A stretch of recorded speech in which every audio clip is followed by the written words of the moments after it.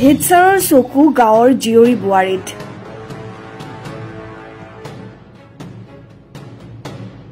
শান্তি আৰু ন্যায় ভুক্তভোগীৰ এজাহাৰ পোহৰলৈ আহিছে শিক্ষকৰ জঘন্য চৰিত্ৰ শান্তিত থাকিব নোৱাৰা হৈছে গাঁৱৰ বোৱাৰী ভাটি বয়সৰ শিক্ষকগৰাকীৰ ভয়ত এতিয়া শংকিত গয়া ৰাতি হলে গাঁওবাসীয়ে দিয়ে পহৰা চাওক এই প্ৰতিবেদন এই ফটোখনলৈ মন কৰক এখেত মেছেৰ আলী নগৰপৰা 2 নং পলাহৰতাৰী এম স্কুলৰ প্ৰধান শিক্ষক হেড ছাৰ মেছেৰ আলীৰ আছে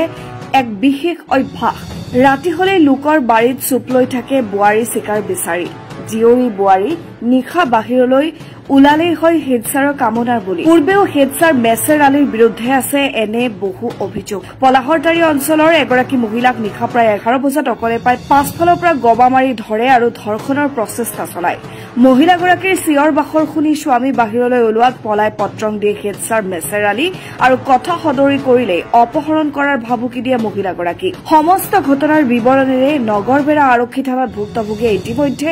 এক এজাহাৰ দাখিল কৰিছে যদিও সুফল পোৱা নাই হে ৰাইজ তথা ভুক্তভোগী মহিলাগৰাকীয়ে ন্যায় আৰু প্ৰধান শিক্ষকগৰাকীৰ শাস্তিৰ দাবী জনায় প্ৰশ্ন হয় শিক্ষকতাৰ দৰে মহান বৃত্তিলৈ কালিবাসনা প্ৰধান শিক্ষক মেছেৰ আলীৰ বিৰুদ্ধে আইনে ব্যৱস্থা তথা শাস্তিৰ দিহা হবনে আগলৈ ৰাইজ আজি সেই উত্তৰৰ প্ৰতীক্ষাত নিউজ ডেস্ক ৰিপৰ্ট এনিট অসম গান্ধীনগৰ এম স্কুলৰ হেডমাষ্টাৰ মেছেৰ মুলবী মেছেৰ হয় তাৰপাছত কি হ'ল মোক ফোনে ডিষ্টাৰ্ব কৰে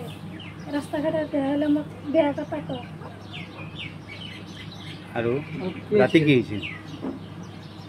ৰাতিৰ 11 বজাত মই বাহিৰত ওলাইছোঁ বাহিৰত থেকে ঘৰত সোমাব ইতান পিছতে মোক ধৰি মই চিল্লাইছোঁ পিছত মোক চাইডতে থৈ মানুহ কোৱাত তাক অৱদান কৰি কিডনাপ কৰি তাকে নেমাই ৰাখলাম পুলিচক জনাইছে নাই জনাইছোঁ কোন থানা নগৰপাৰা পাছত কি ক'লে একো কৰা নাই একো কৰা নাই এতিয়া আপুনি কি বিচাৰে তাৰ মোক শাস্তি দিছে আগতো কিবা কৰিছিল নেকি তেনেকৈ কিবা কৈছিল নেকি আগতো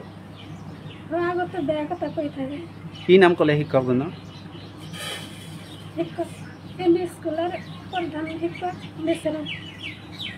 মেছেৰ আলী ঘৰ ক'ত তেওঁ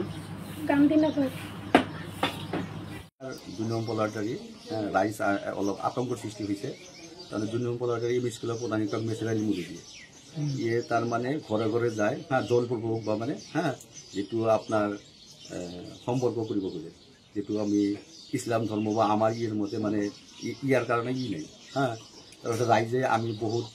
চেষ্টা কৰি তাক ধৰিব পৰা নাই ৰাইজে ৰাতি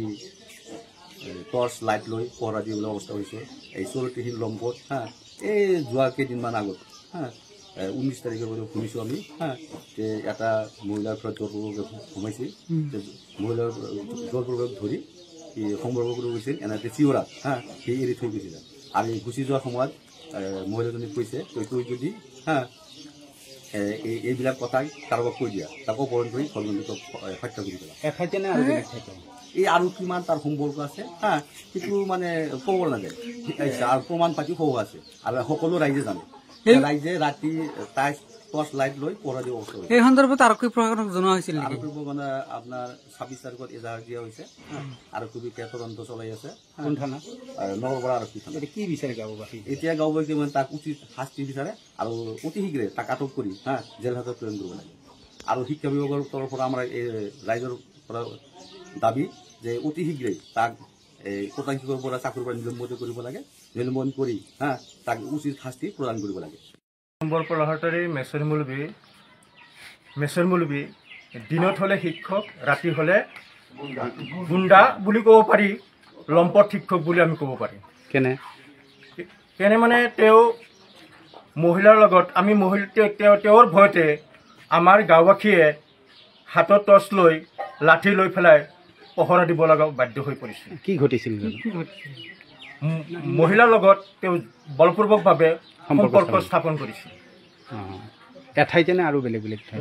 বেলেগ ঠাইতো তেনেকুৱা ধৰণৰ সম্পৰ্ক স্থাপন কৰিছে সেইবিলাক প্ৰমাণ আমাৰ লগত এতিয়াও আছে কিবা ৰাইজমেলো হৈছিল নেকি ৰাইজমেলো হৈছিল পুলিচক জনোৱা হৈছে